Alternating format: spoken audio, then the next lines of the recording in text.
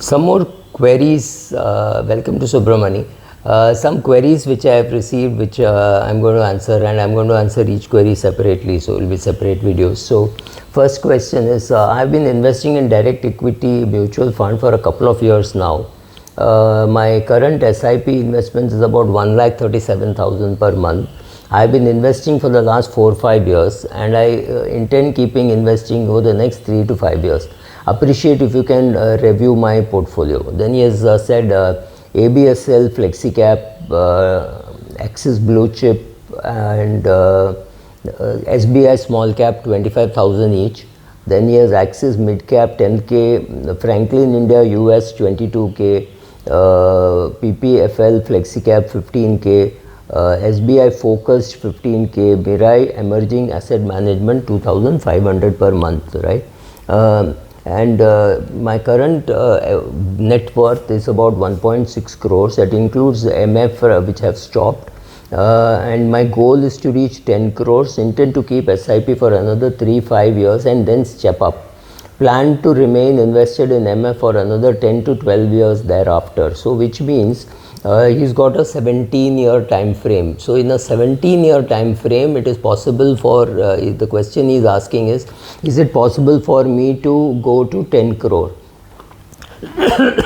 I think so you're talking of 5 years and then 12 years after that, also 17 years. In 17 years is 1.6 crore itself should double, say at least twice. So 1.6 should become 3.2 and 6.4. So you're talking of 6.5 crores of money which will anyway happen without him doing anything, right? So the question is whether another 3 crores will happen. The answer is yes, of course it will happen. He does not have to do much. He has to just keep continuing these SIPs. Only problem that I can see it is he's got too many funds. 8 funds is too much, and 2,500 in Mirai Asset Emerging, when 2,500 SIP doesn't make sense. You might as well do a SBI Focus at 17,500 or things like that. I would, I don't know whether he has made these investments after the direct tax change or before that. The SIP in the Franklin India US fund will now be treated as current income and not as capital gain. So he has to be careful about that. If you want to participate in a foreign fund, you're better off today doing it through you're better off doing it through a PPFAS FlexiCap or a DSP value fund, because they have 65% in Indian equity and 35% in foreign equity. So here the advantage is you will get equity taxation for your foreign funds also, whereas a pure foreign fund today gets treated as current income and you'll pay tax at a much higher rate. So that is one thing. Second, too many funds, so he can maybe remove Axis Blue Chip and shift to a index fund that could be cheaper. He's got ABFSL FlexiCap, he's got a mid cap, he's got another FlexiCap, so maybe he should do one single FlexiCap rather than 2 FlexiCaps. He's got one small cap fund, one mid cap fund. He could do a mid and small cap fund also. He's already got one FlexiCap, but he has one mid cap, one small cap, makes sense. His portfolio is good. His name is, he's given his name is Vishnu, and I think he's on his way to reach 10 crores without any great effort, because he said after 5 years he'll step up even more. Even without much stepping up, Vishnu, you should be able to reach your goal of 10 crores. It should not be an issue. Thank you. Tony has asked this question. My current portfolio has an SIP of Parag Parikh FlexiCap of 25,000, UTI Nifty Next 50 25,000, Quant Infra 15,000, PGIM Small Cap 15,000, and my horizon is 15 to 30 years. This is too vague a range, but I'm assuming for my benefit that it is 30 years that will be the range, the number of years for which he is willing to invest. Kindly advise if allocation makes sense. I'm also looking to add another SIP of 10K and think this should go to a mid-cap fund. Is it the right choice? What should I do? I think being in a quant mutual fund is not something which I would advise. We have seen enough scares, so I would come out of quant. I would also come out of infra. I would not put my money just in one infra fund. But since he's already invested in so many other sectors, maybe one infra fund is not so bad. So that I would leave it to him. But coming out of quant is my way of reducing risk. I would add one balanced advantage fund of 25k, because one fund will take care of some fluctuations also in the market. All other funds are equity funds, which makes sense because he's got a 30-year time frame. The question is, he's not said will I reach 10 crores or things like that. So current portfolio is good, but all his portfolio should be, there should be a step up, because your income keeps going up.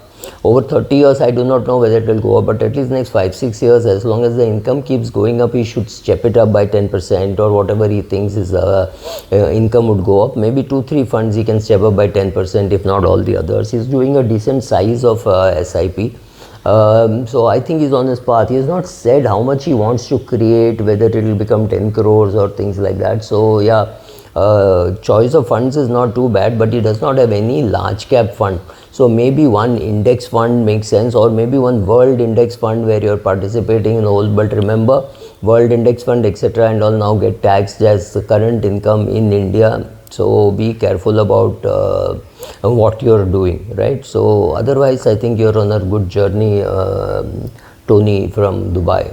Thank you. Welcome to Subramani. In my Q&A session, there is one more question. I'm planning to invest 30,000 per month from Feb 2023. I'm not sure whether he meant Feb 2024, and my target is to reach 10 crores in 17 years. Please review my portfolio and suggest is there any change required for achieving 10 crores in 15 to 17 years.